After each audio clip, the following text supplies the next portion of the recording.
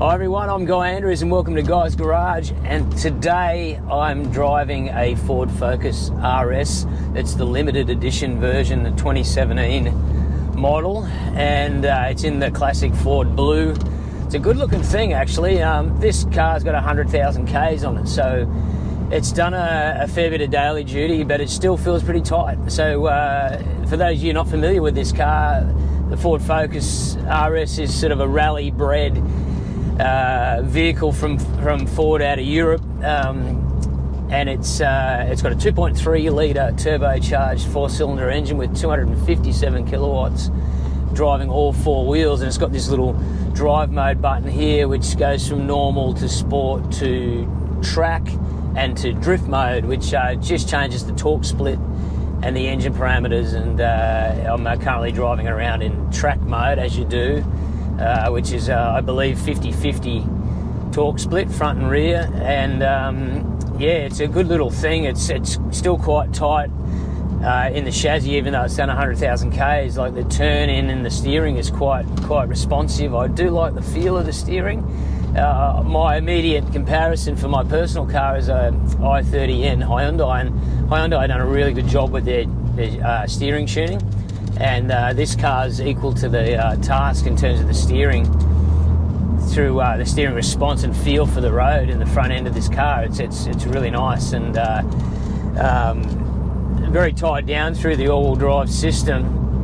What I was really interested to find out about with these cars is whether they had that push understeer like a front-wheel drive predominant car on the limit, and they still do. This car's only shod with like some cheap daily Falcon tyres that are probably going to give up a bit of turn-in grip on the limit.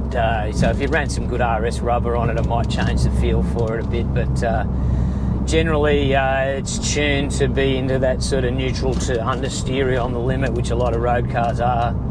I haven't pushed it on the limit in the drift mode.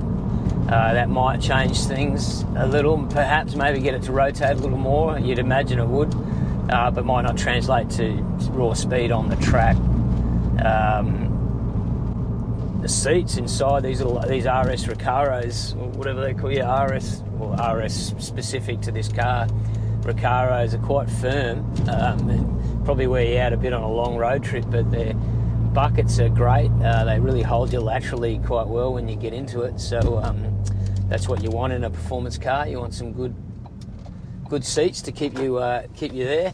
I'm just about to go for a run up through the hills, and I'll give you my impressions of the handling. I'll just run this other camera while we're at it. Hill run.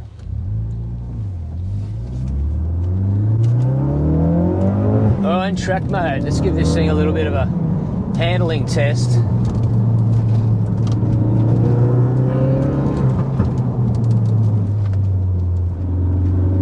Plenty of torque, 440 Newton meters of torque in these things.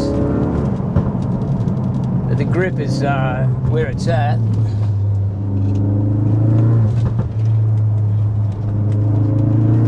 Change of direction, let's see what this does with it understeers. Yeah, a little bit of push there on the limit. Let's just, but it's not stepping the rear out. The rear seems pretty well behaved. Brakes, big Brembos, more than adequate.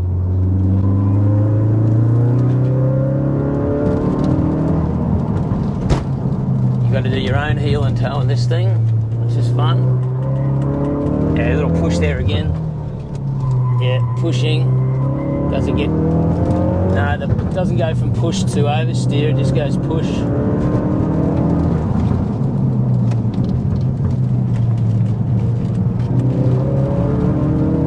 A little bit of push and then a little bit of oversteer on the exit of that corner.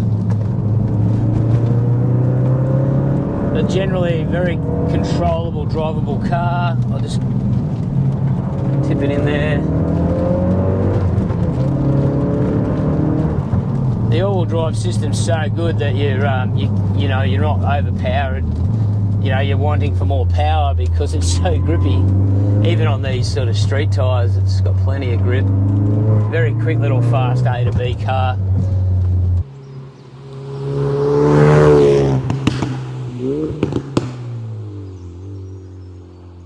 lot of fun. Yeah. The only thing, if you're going to buy one of these, I think with the 2017 model, and it's getting a few Ks in these older cars now, like it's like, how's the reliability for a 45,000 here, give or take, price tag on a second-hand one of these ones? You know, between that sort of 45 to 50, depends if you get the limited edition model or not. With the limited edition comes with an LSD in the rear, so it'd be a nice bonus to have. That was like a $6,000 extra premium from new, and they're probably still holding on average about $5,000 more than the non-limited edition versions in the second-hand market, I guess.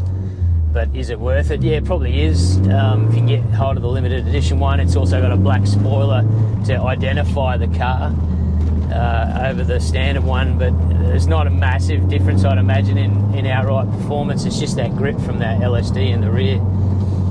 My big thing for a second-hand one of these is that they did have that big recall.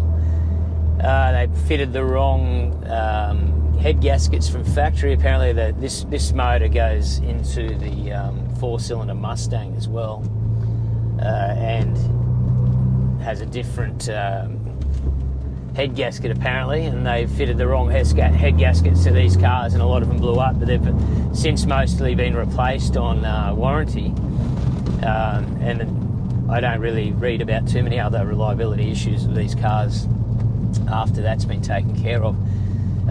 This car, we did the acceleration run earlier, and 5.4 seconds to 100 kilometers an hour. Factory claim at 4.7. You know, is there something wrong with this car in terms of its drivetrain? Has it got some clutch slip or something like that because it's a bit older? I don't know. It certainly hasn't blown me away with its power delivery. Is that because it's all-wheel drive? It's just got so much traction that it feels sort of almost a little bit boring to drive.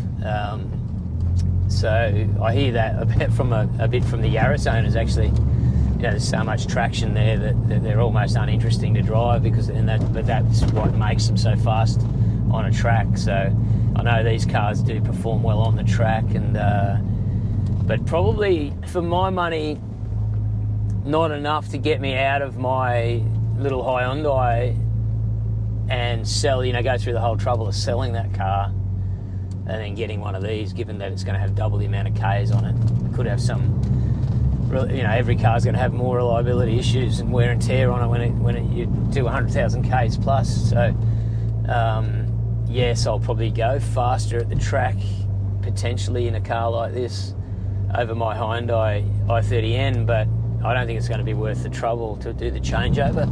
So you might be personally in a completely different position. I would probably take a chance on something like this if you wanted to go and have some fun track days. I would jump into one. Pretty fun little car. So that's all for today, and hope you enjoyed the review, or my version of a review on a Ford Focus RS, and please like and subscribe the channel. Thanks to all my loyal followers. We're growing all the time, and hopefully can bring you some more content in the not too distant future. See you soon.